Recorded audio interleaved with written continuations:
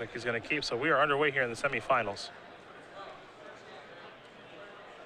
Joe will start it off with the plains. No favorite hoplite, though. Just pass the turn back over to Edelman.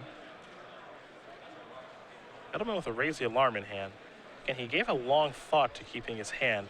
Makes you wonder what piece is missing. There's an island just a passing a turn there from Joe, so no heroic creature just yet. Although this might be the type of draw where Joe passes for turn 2, not wanting to run into the removal spell, and then play something on turn 3 with some amount of protection. There's Manic Influence. He does have Battle-Wise Hoplite, so this could be exactly what you mentioned.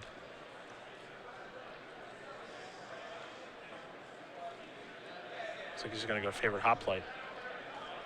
And if he's playing favorite Hoplite here instead of Battle-Wise Hoplite, it means he's probably got a lot of protection. Yeah. Edelman, no white mana. That was the missing link to his hand. And you can see he's got a couple copies of Jeskai Ascendancy, a Jeskai Charm over there. The deck is heavy on 3 mana spells. Yes. Color mana sensitive too. Now here's Battle-Wise Hoplite. Bruce will draw.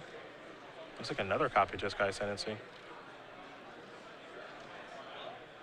And this can happen when you're a 3-color deck. We don't see it a lot in this format. Man, it's pretty good, but it can happen. It's pretty good, but the Jeskai Tokens deck is a lot more sensitive than most decks are. You need all your colors of mana very early, and in some instances you need double colors of mana for certain things. So, yes, the mana is good. There's a lot of quality dual lands. Mana Confluence is an option, but it is very sensitive. Bruce going to discard Jeskai Ascendancy. He's got multiple copies of that card in his hand. Joe is going to play a Flooded Strand.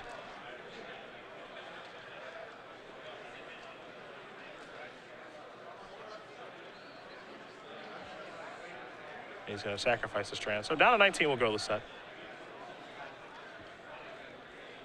And there is a Plains.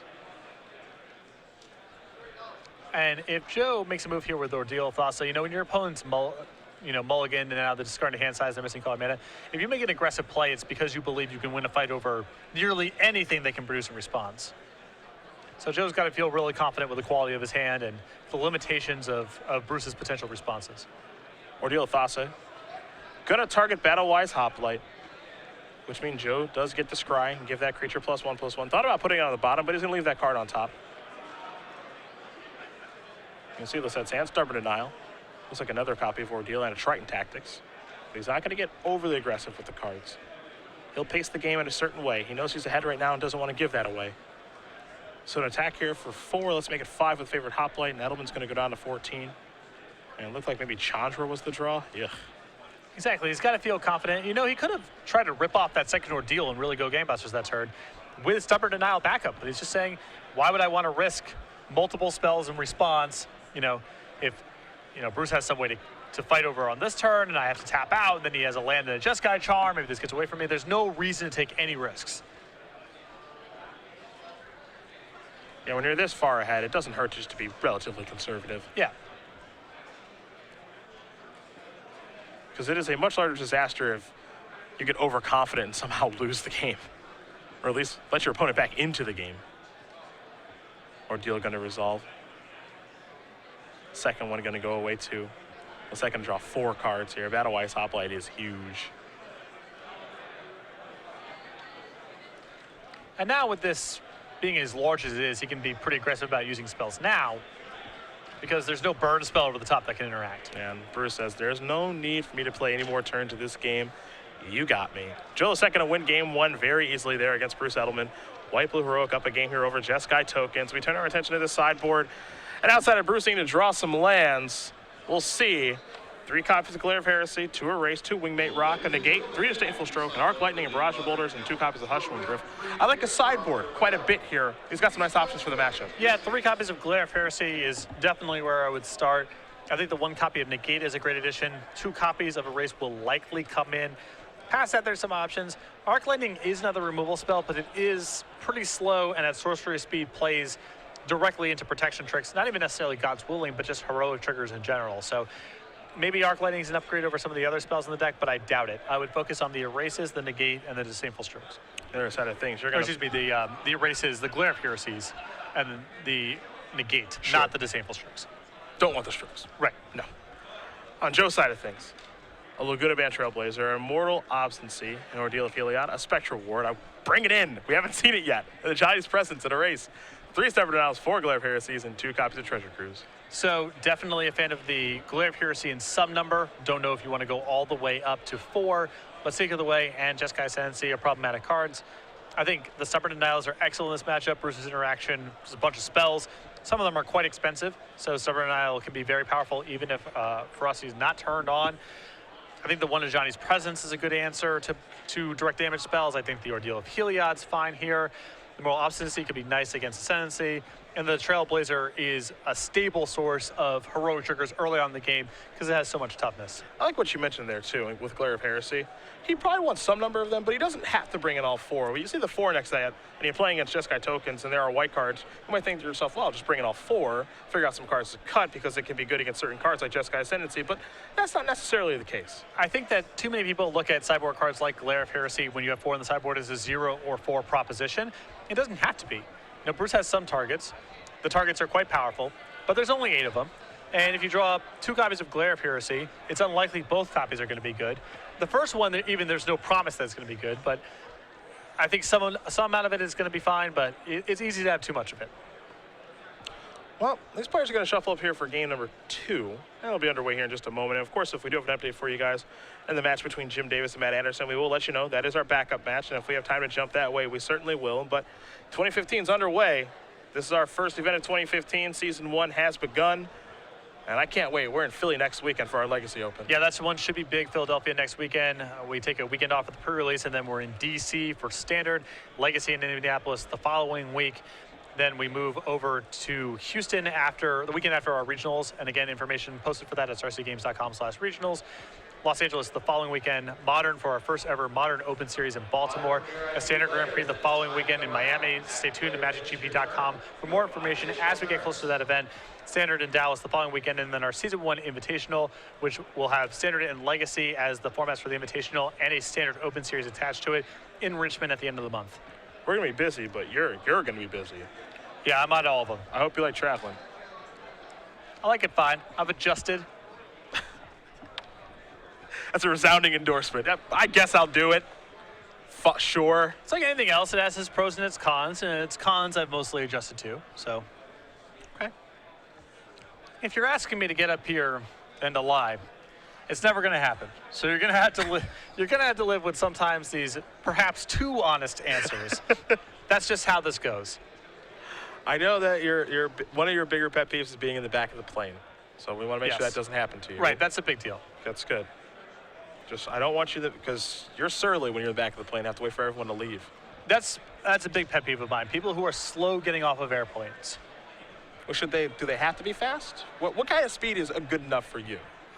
Well, it kind of depends on the circumstances. If someone is delayed because there's some issue or the bags are particularly heavy or whatever, that's one thing. But when people are just sort of idling around or forget where they put things or looking around for things but standing in the aisle. I like when they have the nice off. No, you go. No, you go. Right. No, the nice off. Yeah. I think airlines should aggregate that data and automatically put people who post a bad rating in the back of the airplane. It would just be better for everyone. Do you consistently need too much time to get off the plane? You sit in the back now. Okay. That just makes sense. The goal is to create aggregate happiness, and the easiest way to do that is just put the slowest people in the back of the airplane. I know we have the tools to mine this data. It's there. So get in the back. Okay. I like it. Yeah. I like it. Aggregate happiness is the term. Yeah. How can we make the most people happy? Generate the most happiness. Well, that's the goal of some airlines and not the goal of all of them. True. But I sort of mean in a general sense, even setting aside the airline thing. Favorite hoplite is how Joe's going to start things off here. Matt Anderson did win game number 1 over Jim Davis relatively quickly. So we could be on to the finals here faster than we thought. And that's a huge deal because, again, game 1 is the one where Matt's got some issues. Game 2, game 3 gets a lot better. Must not have drawn any chain to the rocks. And you know those are getting sided out. Here's a Hero of Iroas. Pass the turn back over to Lossett. The nice thing here for Joe, having access to the deck list, is he doesn't have to worry about something like Anger of the Gods. It's not there for Bruce, and he knows that. Now, Bruce there, I think, kept a 2-lander on the play with nothing to do.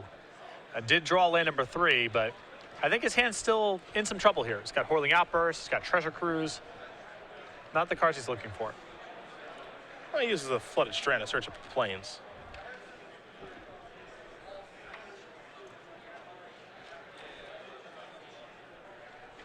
He does have a Rabble Master to play, so we'll see if he wants to deploy that just yet. The creatures are an important starting point, but they're really only powerful when they're backed up by removal spells. On their own, they're okay. I'm sure Bruce is happy to have a Rabble Master, but its upside is limited until it's backed up by Ascendancy or removal spells. Joe does have blue mana, but it looks like it may have to come in and play tapped. Tranquil Cove. Another deviation with the list that Joe's playing and the list that Logan, Mize, and Stephen Mann were playing with the mana base. Logan and Stephen on a lot more copies of Mana Confluence. Joe with only 1 copy and then 2 copies of Tranquil Cove, which Stephen Mann and Logan Mize did not touch. Favorite Hoplite comes in the red zone. Hero of Iroha stays back. Perhaps Joe has interest in trying to trade here. Very telling that that 2/2 did not get into the red zone. Puts Bruce in a bit of a bind, you know? If you want to attack with just the token, get a trade, and if you swing in with the Rabble Master, well, now your best threat is gone, and I still have a creature in play to protect and to enchant. You have to imagine if Rabble Master comes in along with the token, that Joe's going to try to trade. Oh, for sure. Right. I think it would be surprising if he didn't. And Rebel Master is that powerful of a threat that it does contort the way that you have to play the game, since it can kill you so quickly.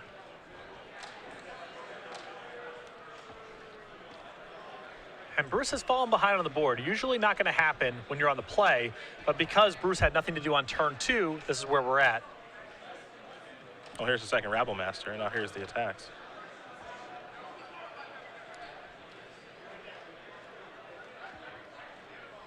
Joe has a copy of Feat of Resistance. That's a nice one here.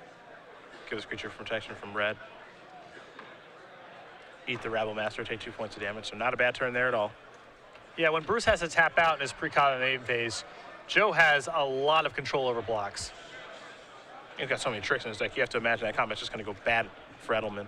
A high percentage of the time. Yeah, there's no guarantee, but a good percentage of the time, Joe's going to have something there. Well, set with an Aqueous Form in hand. You see 2 planes as well. See where he wants to put the form. Favorite Hoplite or Hero of Iroha. He's going to go with the Hero. Turn that thing into a 5/5 unblockable now. He's going to come into the red zone with it. So a little scry action here, as the race is certainly on. That card's going to stay on top. I believe Joe is looking at Feat of Resistance, and if he's able to draw that next turn, with his 5/5 still in play, I think he's got a great shot of going to the finals. Joe's hand right now, not all that great. He's got other Planes of Glare Heresy too. But Feat of Resistance could be just fine, as you mentioned. Here's the thing. If you're in Bruce's seat, even if you have a removal spell for the Hero of Iroha and now as a 5/5, there's just not a lot that kills it.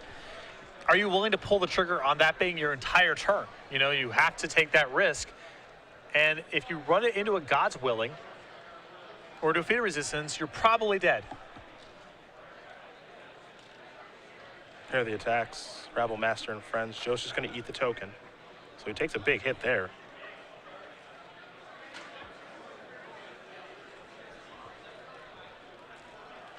It's a story of mana issues here for Bruce. Game 1, they were a big deal. In Game 2, right now, he has a Whirling Outburst in his hand he can't cast, and he hasn't drawn very many lands. Stoke the Flames is certainly on the table, but it doesn't kill the 5/5, so really just awkward draws. Not only the first game, but this one too. And in this matchup where things are determined so fast, if Bruce kept a hand with 2 lands and no interaction on the second turn, I think that hand's got to go back. Yeah. I understand he's got lands and spells. A negate, it looks fine, but I think you're likely to have a bad outcome with those kind of hands. Mana Confluence is going to go to the bottom. Yeah, I think so too. You know, if you need something to get the ball rolling, be it Raise the Alarm, be it Seeker of the Way, heck, be it Lightning Strike. A removal spell is a totally acceptable 2-drop to have there. Yeah. So the follow-up is here for Joe. It's a Battle-Wise Hoplite. And now see, Joe can use these other creatures as chump blockers or just ways to gum things up to make sure that he doesn't die and just keep on attacking in with Hero of Iroha. And now at 7, he probably can't tap out for anything that doesn't kill either Hero of Iroas or Aqua's form. Whirling Outburst, Jeskai Ascendancy, none of those cards result in good things happening. Land number 4 is drawn and played there by Edelman. It's a copy of Shift and Reef, but it might be a little too late.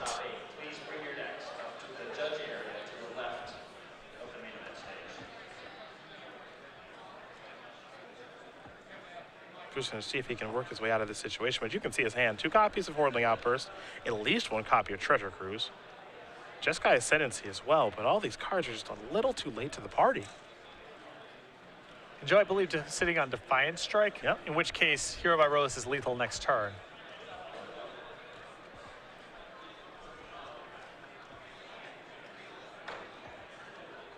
It does not take much for this heroic deck to punish you if you stumble around. That's part of the appeal. For sure. You mulligan, you have mana issues in this format where you can't have mana issues. It's a pretty appealing deck. You see Joe's going to do some blocking here on those Goblin tokens, so 1 damage will come through. 2 of the Goblins will die. Rebel Master's going to hang back on defense.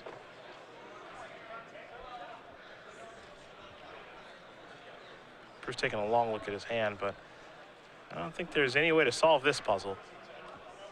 The problem is that once he taps out for something, Joe knows the coast is probably clear. I mean, at this point, he can try to keep up the appearances on maybe having a race to blow up the Aqua's form, but okay.